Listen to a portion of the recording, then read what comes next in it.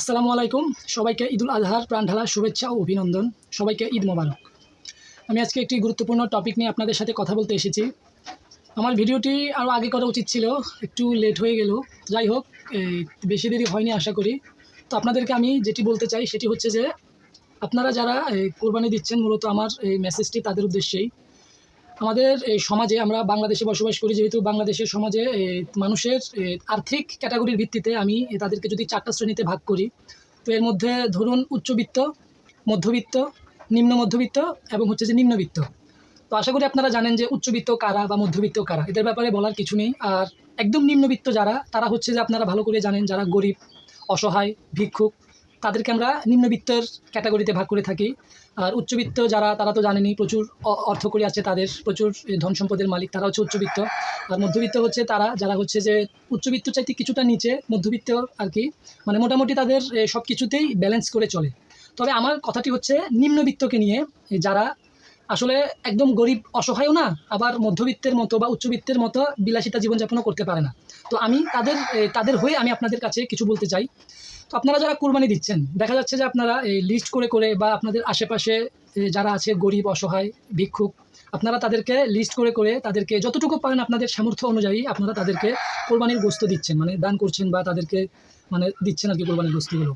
এখন দেখা যায় এমন যে আপনার আশেপাশে এমন অনেক নিম্ন মধ্যবিত্ত আছে বা নিম্নবিত্তরা আছে, যারা আসলে চক্ষু লজ্জার কারণে বা তাদের মান সম্মানের কারণে বা যে কোনো কারণেই হোক না কেন, তারা কখনো কারো কাছ থেকে খুঁজে কোনো কিছু নিতে পারে না। মানে তারা কখনো কারো কাছ থেকে কোনো কিছু চাইতে পারে না, সেটা চক্ষু লজ্জার কারণে হোক, সামাজিক কারণে হোক বা যে কোনো কারণেই হোক না কেন, তারা কখনো মানুষের কাছে কোনো কিছু খুঁজে চেয়ে নিতে পারে না বা কখনো কারো কাছে বলতেও পারে না। তারা খেয়ে থাকুক না খেয়ে থাকুক, সবসময় হাসি খুশি থাকে, ভালো থাকে, মানে ভালো থাকার অভিনয় করে, কিন্তু আসলে কিন্তু তারা ভালো থাকে না।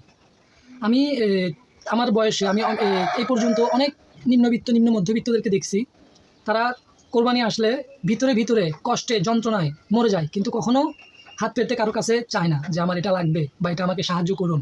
আমি এরকম অনেক মানুষকে দেখছি। আপনি আমার উদাহরণও নিতে পারেন, মানে কাইন্ড অফ এরকম আর কি।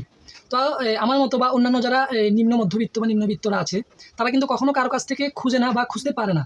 তো আমি যারা যারা এবছর কুরবানি দিচ্ছেন বা দিয়েছেন, তাদের কাছে আমার আকুল আবেদন, আপনারা আপনাদের এলাকায়, আপনার গ্রামে, আশেপাশে অন্তত যেই মানুষগুলো নিম্নবিত্ত আছে বা নিম্ন মধ্যবিত্ত আছে, তাদেরকে আপনারা খুঁজে খুঁজে বের করুন, নিজ দায়িত্বে তাদের কাছে আপনারা সামান্যতম কুরবানির গোশত হলেও তাদেরকে দিন।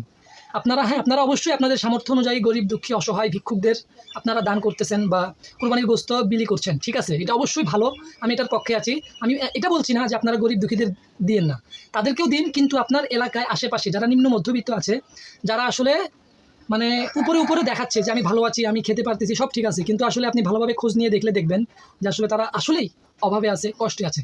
তো আমি আপনাদের কাছে এই আমার ভিডিওটি যারা যারা দেখছেন, আমার বন্ধু, বড় ভাই, ছোটো ভাই, শুভাকাঙ্ক্ষী, আত্মীয় স্বজন বা আপনজন যারাই দেখছেন, আমি তাদের কাছে আকুল আবেদন করব, আপনার এলাকায় আশেপাশে ওই সব মানুষদেরকে আপনারা খুঁজুন, যারা আসলে লজ্জায় বা যে কোনো কারণে কারো কাছে চাইতে পারে না, কারো কাছে খুঁজতে পারে না বা কাউকে কখনো বলতেও পারে না যে তারা আসলেই অভাবে আছে। তো আমার এই সবার কাছে যারা কুরবানি দিচ্ছেন, তাদের কাছে এটাই রিকোয়েস্ট যে আপনারা আপনার এলাকায় আশেপাশে সেসব মানুষদেরকে খুঁজে বের করুন, যারা আসলেই খুব কষ্টে আছে, কিন্তু কখনোই তারা মুখ ফুটে বলতে পারে না। তাদেরকে যদি আপনি সামান্যতম দেন, আপনি এমন বিহেভ করে দিবেন যে তারা যাতে আবার বললাম সামাজিক কারণে বা চক্ষু লজ্জার কারণে যাতে তাদের মনে কষ্ট না যায়, ওইরকমভাবে আপনারা খুশি মনে যদি তাদেরকে দেন, আমি মনে করি তারাও খুশি হবে। আর কুরবানির মানেই তো একটি ত্যাগ, তো আপনার এই ত্যাগটিও আল্লাহর রহমতে আল্লাহর কাছে কবুল হবে। কবুল হবে কি হবে না সেটা একমাত্র আল্লাহ তাআলাই ভালো জানে। তবে আমি সামাজিক দিক থেকে চিন্তা করে, মানে আমার যেটা মনে হলো যে আপনারা যদি এই কাজটি করেন, তাহলে এলাকায় যে নিম্ন মধ্যবিত্তরা আছে তারা অনেক খুশি হবে। আর একটা মানুষকে খুশি করার মানে তো আপনারা বুঝতেই পারতেছেন, আল্লাহকে খুশি করা। তাই এই কুরবানির মাধ্যমে, আত্মত্যাগের মাধ্যমে আল্লাহ সবার মনের ইচ্ছা পূরণ করুক, সবাইকে আল্লাহ হাসি খুশি রাখুক, ভালো রাখুক। আপনাদের সবাইকেই শুভকামনা জানাই। ধন্যবাদ সকলকে।